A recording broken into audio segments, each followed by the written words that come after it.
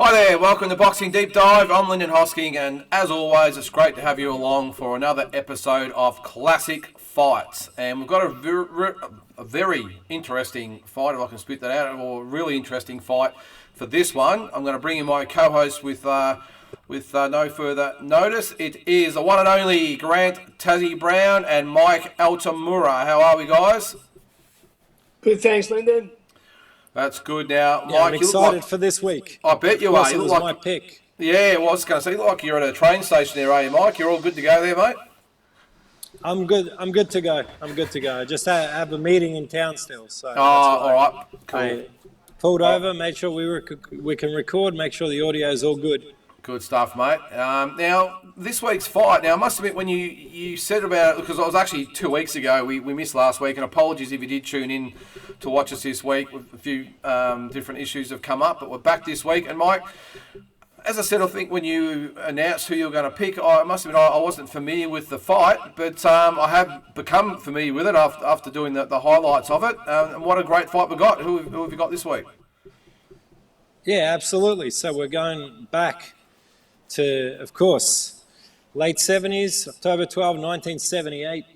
Eddie Gregory, also known as Eddie Mustafa Muhammad, later when he converted to Islam, against inmate James Scott. At this time, Eddie Gregory was the #1 contender in the world, the WBA. James Scott had served basically most of his life, like 16 of the prior 18 years incarcerated. And this was his third bout out of prison. So, of course, he had been charged with armed robbery, and also there was a murder charge too. The murder charge was dropped, the armed robbery charge stuck. He was serving 16 plus years sentence, and the prison decided to launch a boxing program. He won 2 fights off TV. This is the first bout in boxing history to be televised from a prison. And by HBO as well, in its infancy. And by HBO. And of course, the thing is, like, going into the bout, it's not like this was just a spectacle that people were tuning into and thinking, okay, let's see what boxing is like inside a prison. I mean, James Scott was fighting the #1 contender in the world. He was a 4-1 underdog, and people were just thinking, like, how do you even secure the adequate sparring? How do you have the adequate preparation for somebody like Eddie Gregory, later Eddie Mustafa Muhammad, being based out of a prison? So, of course, huge challenge. The one thing we know with Scott, he definitely was going to be disciplined and focused. It's not like he had any distractions, right, leading into this bout. So that's probably one of the strengths. But what an incredible setting for a bout. Well, speaking of distractions, mate, you've got a couple of fans behind you there that are tuning into the show, but I'm sure they'll take off soon. Tazzy, what do you know about this fight? I know you're like me, you weren't overly familiar. We all know Eddie Mustafa Muhammad / Eddie Gregory, but were you like me when you weren't really familiar with this fight? Yeah, look,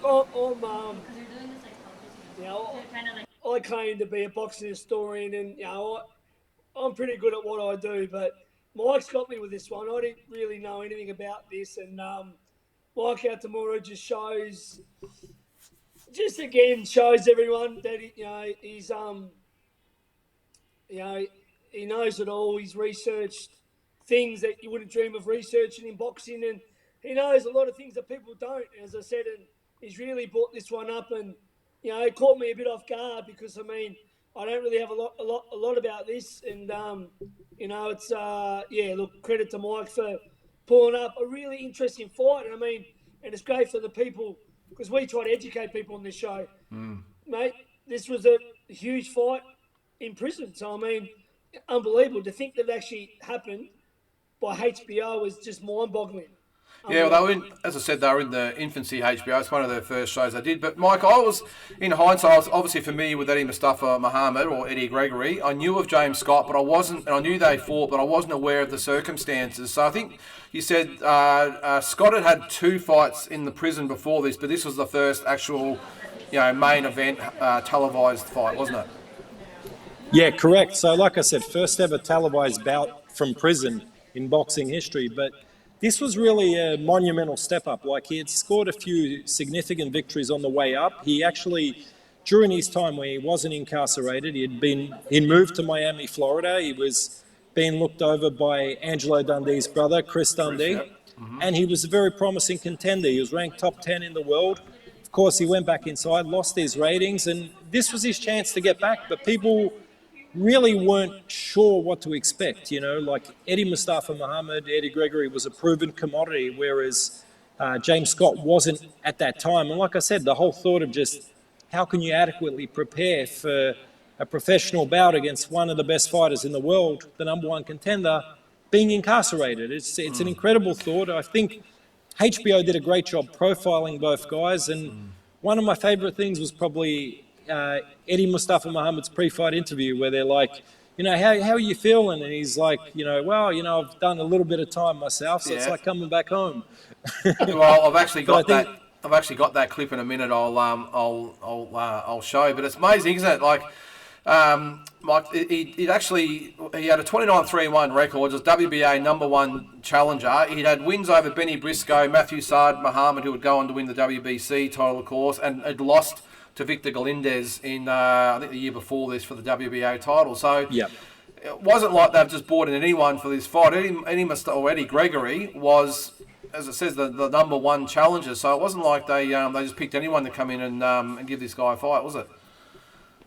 No, well, like I said, he was a 4-1 outside of James Scott. So, and luckily they had there's 450 paid patrons in the prison, and then they were segregated from the prison inmates, of course. So lucky they weren't mixed up, because I could imagine if the fight went certain directions, there might have been riots. You never know. Could have been, yeah. Well, Tassie, I'll let you comment in a minute, mate, but I'm going to put the lead up to it. Goes for about 2.5 to 3 minutes. This is a little bit of it sort of sets the scene of the fight and the build up, and as Mike said, the interview with Eddie Mustafa Muhammad, Eddie Gregory, and also James Scott. This is Rawway State Prison, and I want you people to know at home TV that if you get up and go get a soda, a glass of beer, go to the bathroom, you might miss it. This is going to be one of the most exciting fights that y'all have seen in a long time. And Eddie Gregory won't go past round 4. James Scott, the uncrowned light heavyweight champion of the world, said that. Is that convincing?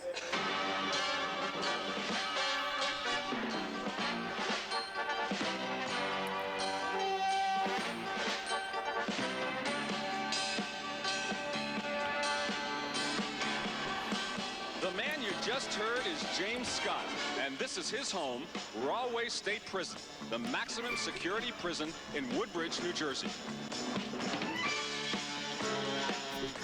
Inside these walls and bars, Scott works out in his own boxing program, but he cannot leave the walls to fight professionally.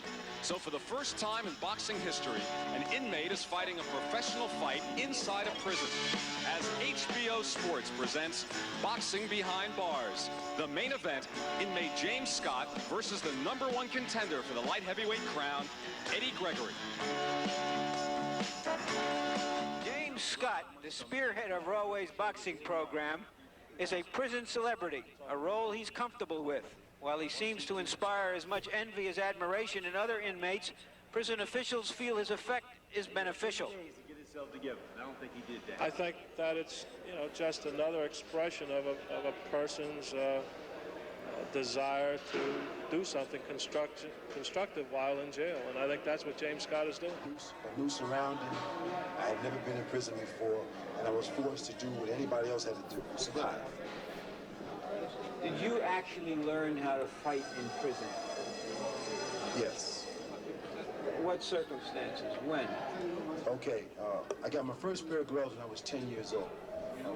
I was on the streets, my uncle gave them to me. My father showed me a little bit about boxing, but he never really spent time with me. Okay, and I went to Jamesburg. In Jamesburg, it's mandatory that you fight or you learn how to box, because that's a status symbol. Right. So it's down there. That's the worst place I've ever been in my life. And I spent down there, and that gave me a chance to think. I think when a man is forced with thought, under adversity, you're forced to think. That's when you begin to realize what are you going to do and what you have to do. And I think it was then that I really decided I've got to get a chance. I just got to make it, I can't quit now. It's going to be a fight. If the other guy come in prepared to make it a boxing match, he's mistaken, because he's going to be in a war. Eddie, we've just been watching a clip of your title fight. It's a far cry from fighting for the championship to coming inside of a prison. What are your thoughts on the moments before your big fight here? Well, this is like a homecoming to me because everybody know I did a little time myself, and sure, no problem. Just gonna be me and James Scott. I'm not fighting the whole prison system. I'm just fighting James Scott. That's all. What kind of time did you do for what? Like small things, burglary, harassment. I beat up 4 cops. Just small stuff like that. So you know what James Scott is thinking. How are you going to deal with that? Hey, this is gonna be a technology fight. I'm gonna be the technician tonight. You know, I'm just gonna utilize all my tools. There you go. So, yeah, that, as I said, set the scene there. Tassie, yeah, it's just a bizarre sight, isn't it? As Mike said, it was 450 paying customers and the rest were the prison or the convicts over there was segregated. It's just bizarre to think that could have happened. Well, first of all, it's great that he accepted the bout to go into prison, which was, amazing. Far from Caesar's Palace. Boys, in this day and age now, would this ever happen again? I doubt it. No. It wouldn't happen today. What a shame, though. What a shame that it couldn't happen again. Unless it's a reality TV show, maybe, of a Survivor, prison version of Boxing Survivor or something like that. I don't know, but it's hard to get your head around. We'll get into the fight in a second there, but to set the scene, Mike, you'll probably do this as well. It was so he's on a 7-fight winning streak going into this, six KOs. Eddie Gregory, James Scott, as you said before, had the 2 lead-up fights to it, but he wasn't really taken seriously, was he, James Scott? Because I think Eddie Gregory saw this as a tune-up. It was a bit of a novelty fight, and was really going to set the scene for him for bigger fights going forward. But it certainly didn't play out that way. Well, there was no demand in the industry for Eddie Gregory to take the fight. He was the #1 contender in the world with the WBA, so it was what they figured would be a nice stop-off towards a payday. And yeah, maybe, I don't know if necessarily underestimated James Scott a bit, but I just thought that going in, he thought he'd be the superior boxer. I think that's how he assessed it. They thought that Scott was just a very crude brawler.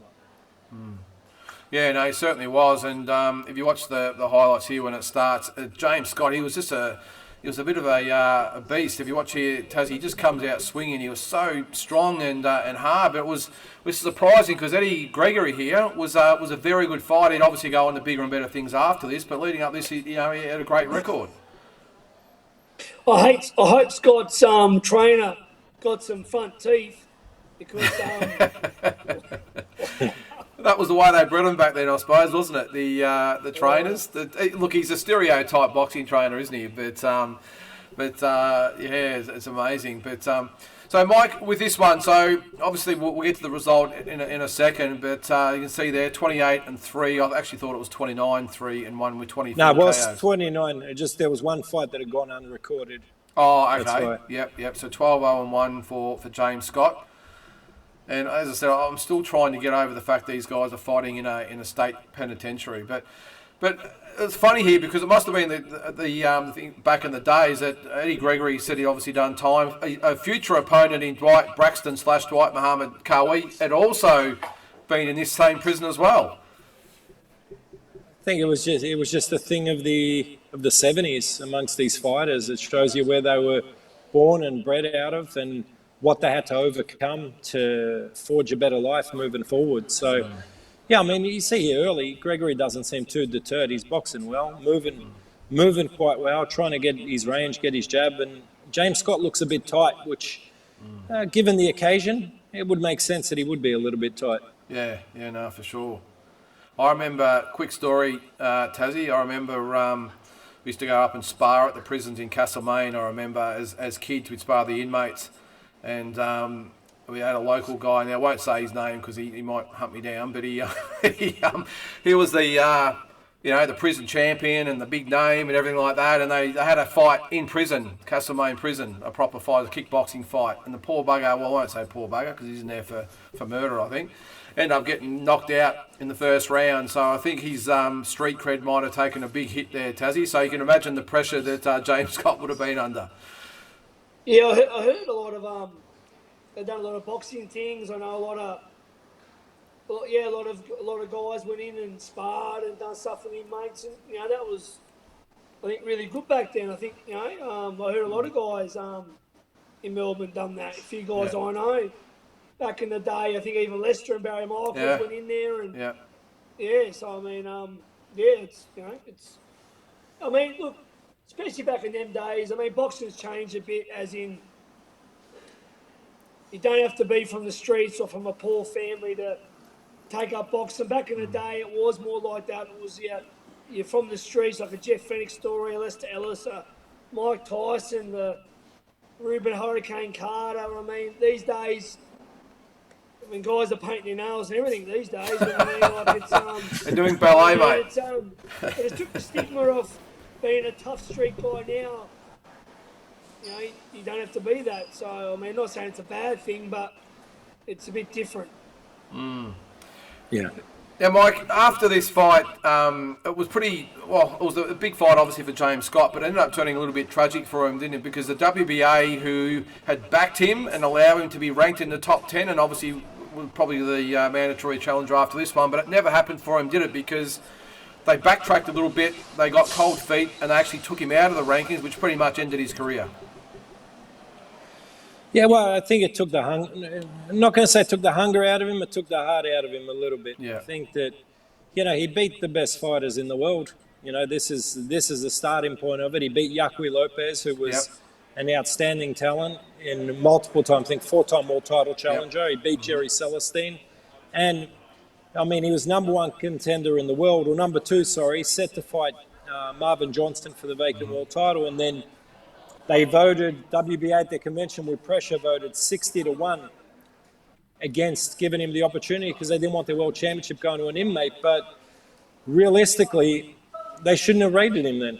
I just think it's ridiculous. Yeah, it's pretty piss poor from the WBA. I think in this day and age, a fighter would have an attorney on their side and the attorney would battle to ensure that their rights are held. As it turned out for Scott, he had to change tact. He went WBC route for Jerry Martin and dropped the decision, and that was kind of the end. Come back, dropped another decision to Dwight Cowie, who, of course, went on to be 2-division world champion, light heavyweight and cruiserweight. But at about 5, 6. It just didn't happen for him. And maybe that's the counterbalance for the sins that he committed in society. That maybe that was like the counterbalance that his boxing dream didn't pan out how it did. But looking at it just from the boxing perspective, you have to feel for him because just this night alone should have shunned the light on him and earned him an opportunity, and it didn't. But then he went and beat other top contenders, and it still didn't land him that elusive world title crack. Well, watching the fight, Tassie, I was really surprised, as I said earlier, like the intensity of James Scott here, and I think he's obviously caught Eddie Gregory on the hop though. But it was amazing. His fight, he got stronger and stronger and stronger, and he went the 12 rounds as you'll see here. But it was a great performance by James Scott under some pretty intense pressure in there. 100%, mate. I mean, what a sort of so much pressure on his shoulders, and I mean, he's around his peers, and I mean, you got to.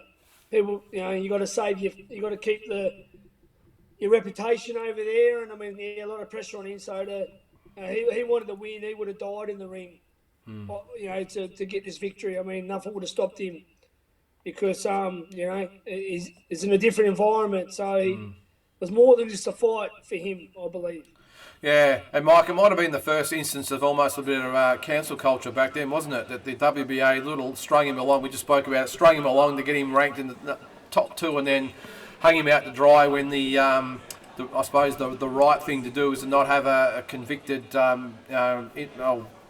convict represent the WBA. Exactly, but like I said, it was this day and age there would have been someone protecting his rights from a legal perspective because he was certifiable and warranted number 1 contender in the world based on the string of victories. But I think the interesting part in this fight is like Gregory had a little bit of a comeback in like rounds 6, 7, 8. I think Scott punched himself out a little bit, but then Scott finished like a freight train. And you see here these two embracing at the finish. I think that that's a brotherhood of boxing, but also I think Gregory could relate probably as well as anyone what Scott was dealing with, being in the prison system. So you can see there, James Scott, winner by unanimous decision with the upset over Eddie Gregory, who would later change his name to Eddie Mustafa Muhammad after he beat Marvin Johnson in 1980. So 2 years later, he won the WBA title. So James Scott was pretty much kicked to the curb, where Eddie Gregory won the title against Marvin Johnson. Had 2 defences and lost the title to Michael Spinks. Had another 10 wins before he lost the IBF vacant IBF title fight to Slobodan Kachar, who would then lose it to Bobby Ches. I remember, Mike, that was on the Spinks Tankstead undercard from memory. That's right. Yeah, that's right. Yep. Had 3 more fights and retired after he lost to Arthur Lawhorn in 1988. Retired with a 50-win, 8-loss, 1-draw record with 39 KOs. Would become, Tassie, one of the greatest trainers of his era, and trained the likes of Iran Barkley, Johnny Tapia, James Toney and Zab Judah, just to name a few. And now is obviously with team, or the Mayweather team or money team, whatever it's called these days. Yeah, he's very respected in Vegas and the TNT, the Money Mayweather gym, and mate, he's trained a few good ones. Yeah, and Mike, just tell us about James Scott after this, because as we mentioned during the fight there, it just didn't go to plan for him after this, did it?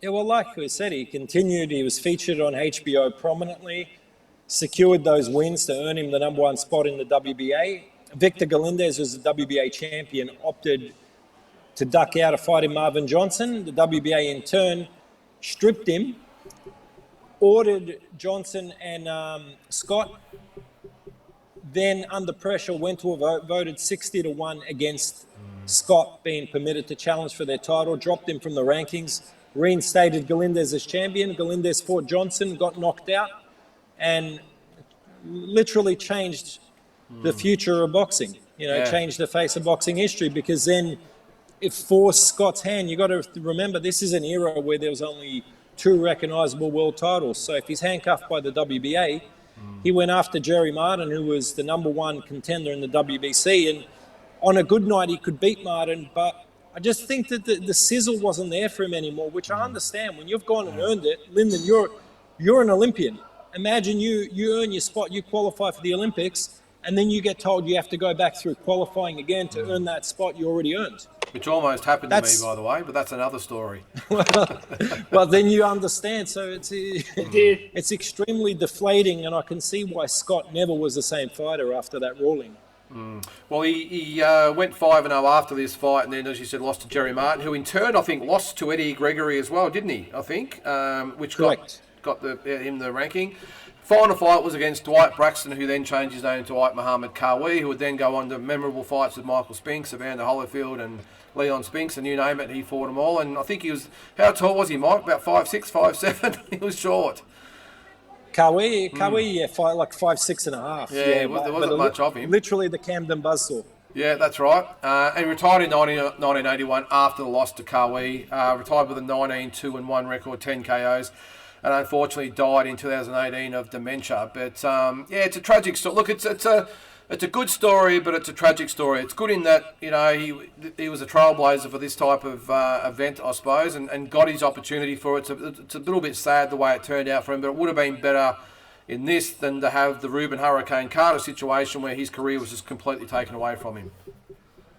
Yeah, exactly. And the thing is, it brought. Like you said, it was in the early days of HBO's launch. It brought a bit of colour and a bit of light to HBO in those days, a bit of excitement that they were taking a chance and featuring these kind of bouts. And I know we didn't hear the call on this fight, but an interesting part of the call is that it featured Don Dunphy doing the play-by-play, who's highly regarded, considered the greatest boxing play-by-play announcer of all time, together with Larry Merchant doing the colour, who's arguably the greatest colour commentator of all time. What a team. Yeah. What a team. Yeah, no, exactly. But, as I said earlier, it's probably a great opportunity for someone to have maybe prison wars boxing or something going forward. I'm sure there'll be someone out there with an entrepreneur who's going to do it. But Tassie, we're back to you, mate. I think, Mike, you're off pretty soon. Is that right?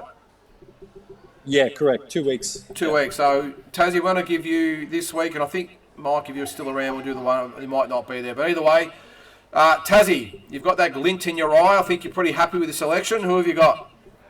Oh, I want to relive the James Toney, Roy Jones Jr. fight. Yeah, great fight. And what year was that again? Yeah.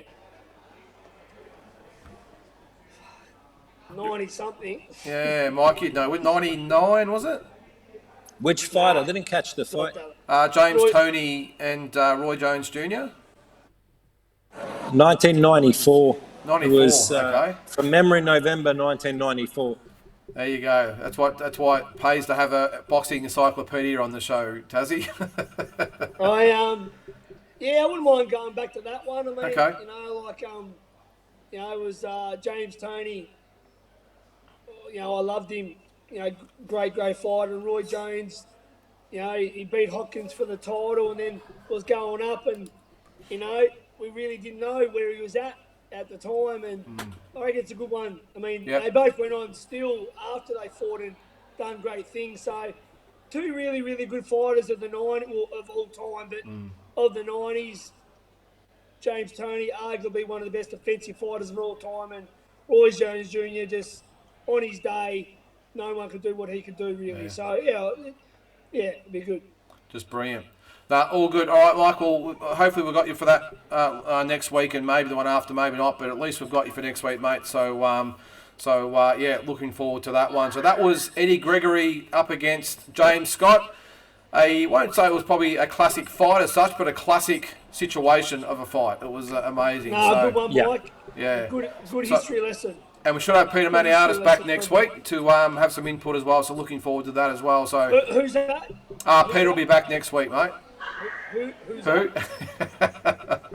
He's back for the quiz this week, so watch out. He's still butthurt from the quiz, mate. He's been MIA since I beat him for the 4th time in a row. All good, guys. The four horsemen. All right, guys. We'll see you next week.